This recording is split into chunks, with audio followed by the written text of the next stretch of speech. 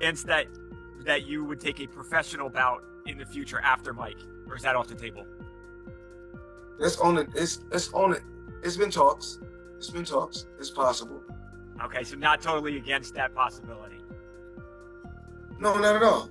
Not at all. But we just don't know. In the prime, I would probably pick Mayweather to win, just like I would probably pick Pacquiao to win, both in the prime. Ooh, to beat Crawford. Yeah, I think so. Prime for prime? Nice. Yeah. But is Crawford one of the greatest of all time? 100%. There definitely he is.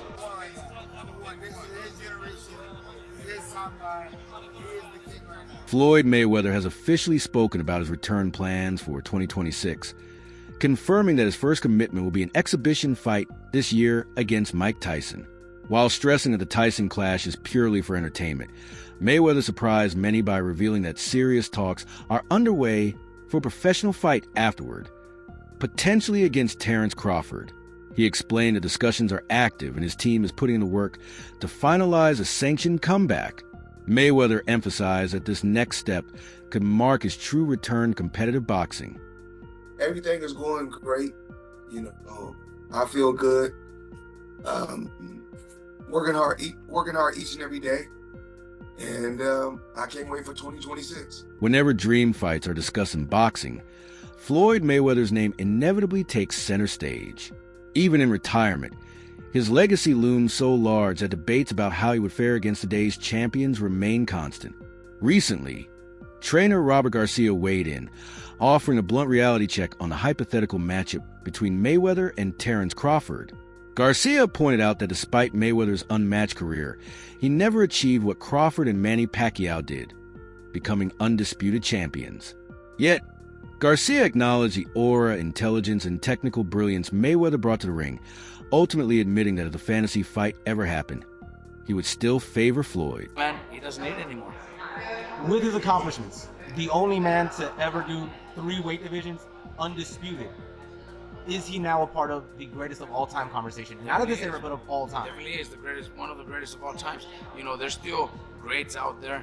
There's still, his era or last era, with the Mayweathers, with the Pacquiaos. I think he's, already accomplished more than Pacquiao was A division. So we could argue there because Pacquiao was, A division is almost impossible, and he did it.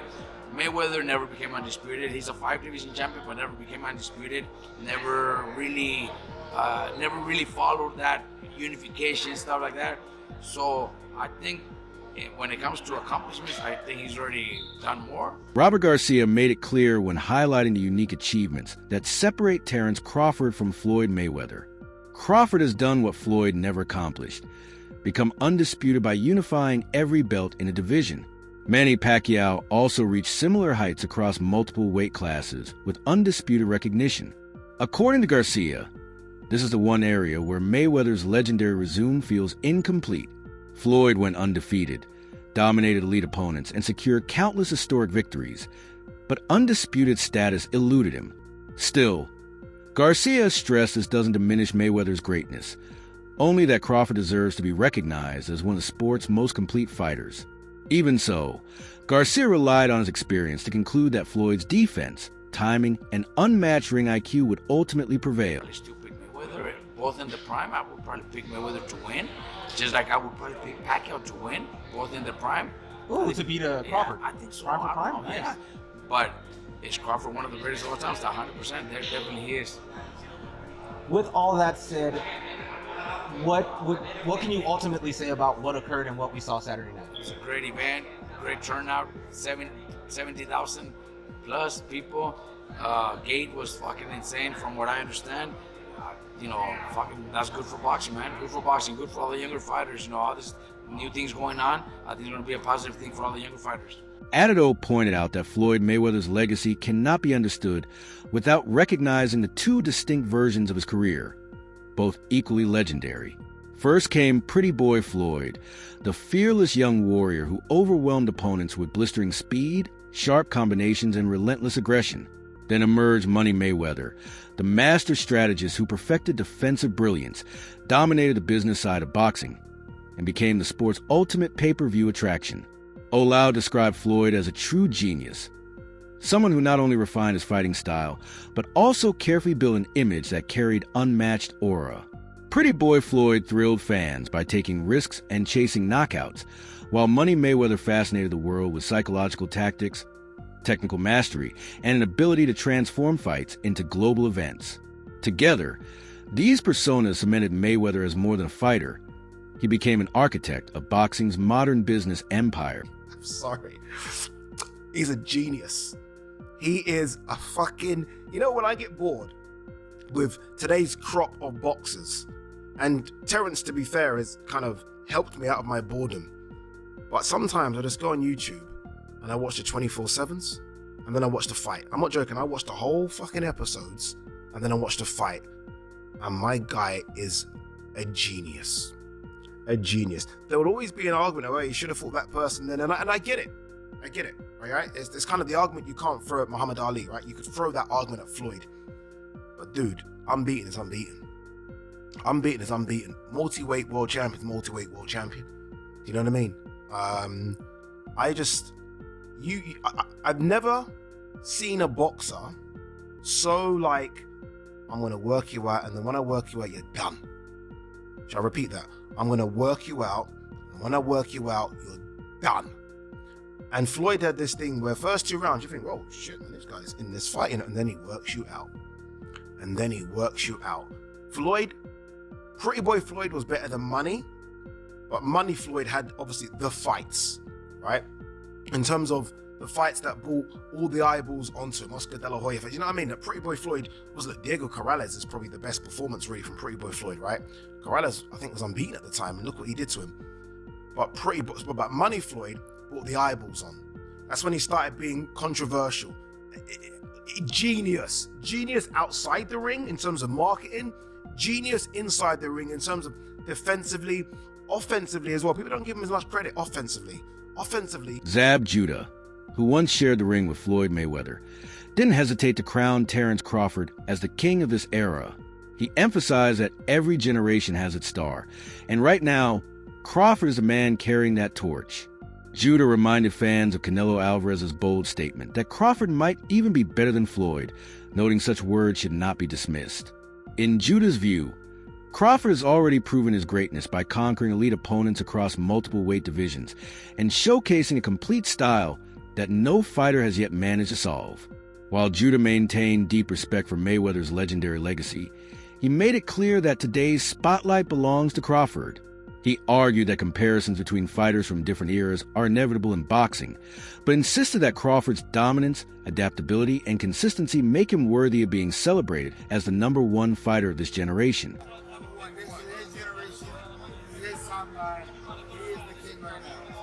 Just seen in the press conference, Canelo said that Crawford's better than Mayweather. What do you think? He's not right. He fought him.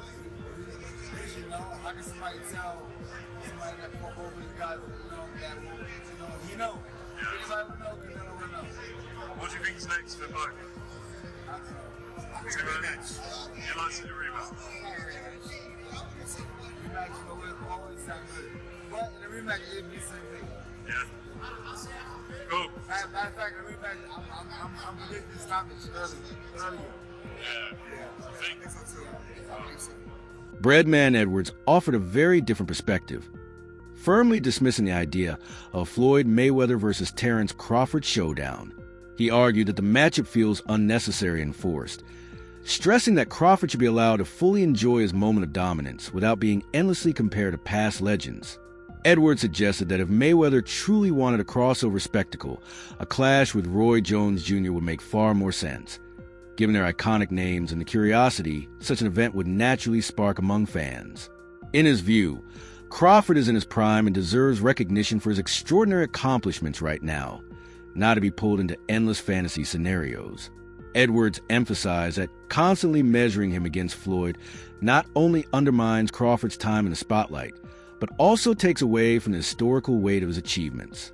For him, boxing should stop chasing the impossible and let Crawford stand as the face of greatness in his own. We're gonna get this fight, unfortunately, just two different generations.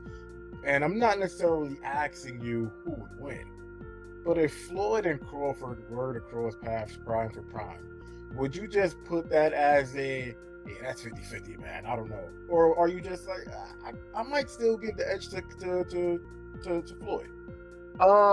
You know, man, I don't really want to compare them right now, Hans, if we saying everything that's going on with Floyd and Roy. You know what I mean? And, you know, they competitive guys. Next thing you know, Bud and Floyd will be mad at each other, man, and wanting to fight because people is like putting them against each other. Let's just enjoy the moment. I don't know. It's a close fight. You know, it's things Floyd do better. It's things that Bud do better. But I'd rather not say, and I'm not going to just lie and just say nothing like and make up something just to. I got my opinion on, you know, how the fights will go, and, you know, but I think we should just let the man enjoy his great moment. He's a great fighter. And I see a lot of immature stuff, and I don't like the way things is going with Floyd and Roy. They two guys that a lot of the younger guys look up to, and they taking shots at each other in the media because of the who's better and all that kind of stuff. So, you know, I just want to see Bud enjoy his moment. And, you know, unfortunately, they didn't fight. You know, they could have made, they kind of two different eras though.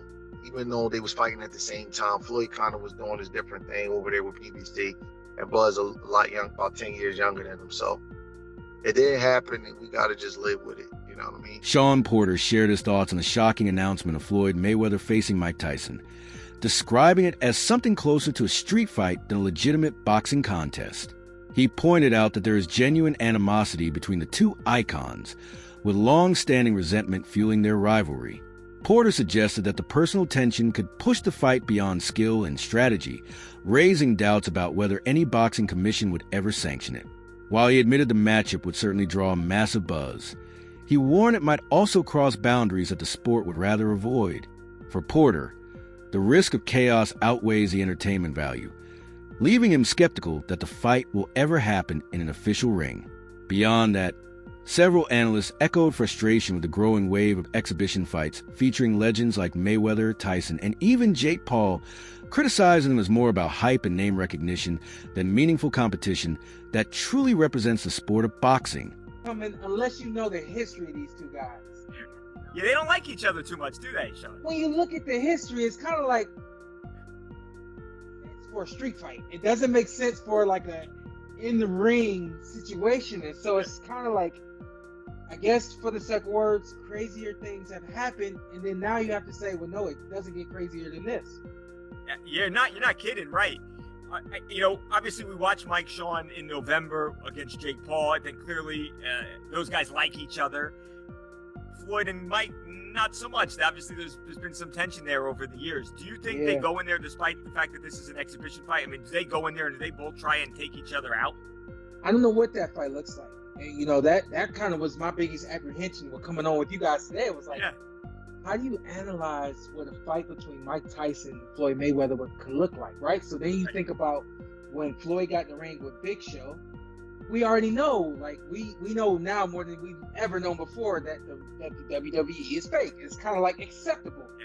But it wouldn't be acceptable in a boxing ring. You know, it wouldn't be acceptable if there becomes some sort of weird antics and things like that. I mean, I guess I'll have to do what I did once before with Mike and Jake, and I'm gonna go on record for saying this doesn't happen. Falls apart sometime before. This doesn't make sense. I don't know. I don't know how you can make it make sense. I don't know how you can make this one make sense. And to your point, they may have it, but if they have it, they haven't said it yet. There's no date for the fight, no location that's been announced. So, right. Many observers noted that fans haven't truly enjoyed the spectacle of Jake Paul's bouts, raising questions about why boxing keeps turning to retired legends instead of spotlighting today's rising stars. For critics, this reliance reflects a weakness in the current generation, which struggles to capture mainstream attention on its own. Analysts warn that if the trend continues, the sport risks leaning too heavily on nostalgia, drifting further from its foundation of genuine, competitive boxing. Stuff like this? No, I didn't like the Jake-Mike fight. I told you guys that. I didn't think Mike should have been fighting then. I don't think he should be fighting now. I don't like the fact that Jake and Gervonta are fighting when Gervonta's a sitting champion. At least these two are retired, but this is an indication, and I've said this over and over, of where boxing is. That this will probably have a ton of intrigue, but it's almost like the WWE rolling out Stone Cold Steve Austin or rest in peace Hulk Hogan whenever they need a big time pop and whenever they need to get the crowd energized because their current stars just aren't hitting the same. This is what boxing feels like right now. Boxing feels like Antiques Roadshow. Honestly, this kind of stuff, that's what it feels like. And again, it's the spectacle, it's the entertainment value, and it is the era of the unpredictable, as Mike says there, but it's not good. I can tell you that. It is not good. This is why we need people like Turkey Al-Sheikh, Eddie Hearn, Oscar De La Hoya, hell, Dana White to come into boxing and fix this shit, because stuff like this and Jake and Gervonta is kind of the norm now. Mike says, I still can't believe Floyd really wants to do this. He added, it's going to be detrimental to his health, but he wants to do it, so it's signed and it's happening. It's not even believable to hear Mike talk like that. Because, yes, 10 years ago, 20 years ago, 30 years ago, he'd be right. But we saw Mike struggle to walk into the ring versus Jake. And yeah, Mike was dangerous enough for Jake not to engage with him.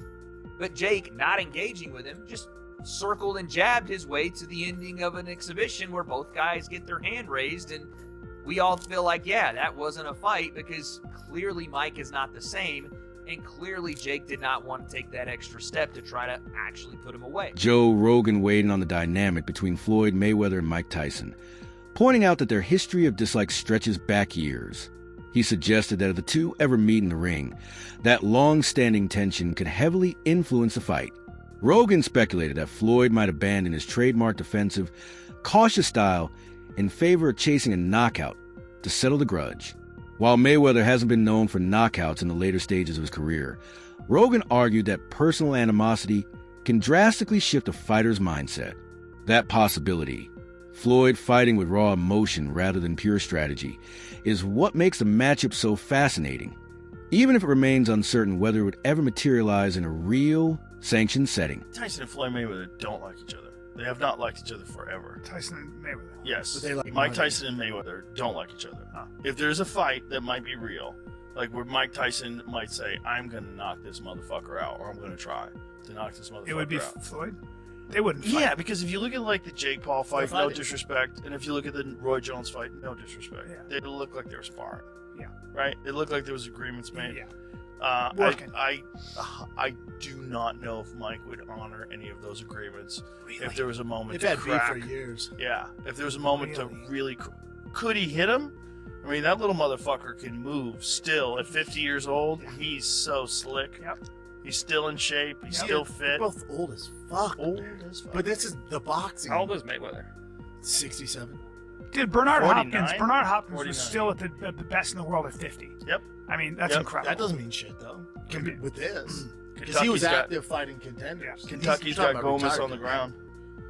You're talking about two retired guys. Yeah. Yeah. That's Fighting the that's exhibition. so It's just weird. money grabs. It's just, so weird. Yeah, it is weird. It's money grabs. I don't like it, but it's fun.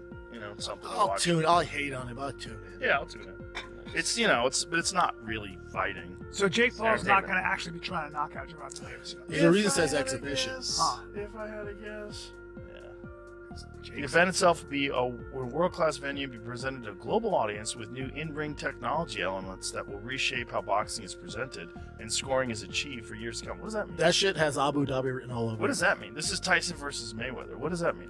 Where are they doing that? Are they doing that in Saudi Arabia? But of course. But of course. Because they have all the money. My friend. And they just go, what do Yeah. you want to see? I'd always like to see Floyd Tyson. Who wants to fight an alligator? Ariel Helwani wrapped up the discussion with a grounded perspective, arguing that a Floyd Mayweather versus Mike Tyson fight is highly unlikely to ever happen in an official capacity. He explained that most insiders regard it strictly as an exhibition built around entertainment value and financial gain rather than true competition. Helwani emphasized that many within the sport believe the Tyson bout is really just a warm-up act, setting the stage for Floyd's potential return in a legitimate fight against Terence Crawford. By framing the Tyson matchup as a sideshow, Helwani shifted focus toward the more serious prospect of Mayweather re-entering sanctioned boxing. In his view, the exhibition is simply hype, while Crawford negotiations continue. And Mayweather has been out of the spotlight for a lot longer now. Yeah. I don't think there's interest in it. Does it happen, GC? No. No. Which has more of a chance of happening, Connor? White House card or White House card Mayweather seems to versus- be happening. I got to eat my crow on that one. Yeah. It's tough. Tyson Floyd. No chance. Also, even if it does happen, it's just like, who really cares? Yeah. Like, it's not them at their highest level. It's an exhibition. Everybody will clown on it when it eventually does happen. There is a way that exhibitions can be fun. Tyson versus Roy Jones was actually like the best version of that, right? An exhibition that like I thought was exciting, delivered for the fans, but also that was so long ago for Mike Tyson. The version that we saw like against, early 50s. Yeah, the version that we saw against Jake Paul just can't Against do it the anymore. guy around his size too. Floyd Mayweather is not that. Roy's pretty small, but So no, not as small as Floyd though. Yeah, Roy fought at heavyweight at one time. Yeah, Floyd is very small. Mike Roy was super interesting. It was in the, very kind of early stages of the pandemic. Yeah. 8 months in, but we were still kind of dark and depressed at that point. And like Tyson hadn't fought, it was nostalgic. It was Roy. Okay, so I got the appeal. I got the appeal of Jake because he was so much younger and he's, a novice compared to Tyson. I don't know. Okay, now what's the appeal here? You know what I mean? What's the two of the greatest boxers ever to fight each other. Just I feel like we just saw that with Tyson and Roy. You know what I mean? Like that's kind of the same hook. I feel like Tyson and Roy didn't have the same vast reach that was a Jake big Paul deal. versus. That's it for today's video. Stay tuned, and we'll be back with more boxing updates. Until next time, Oncoming Fist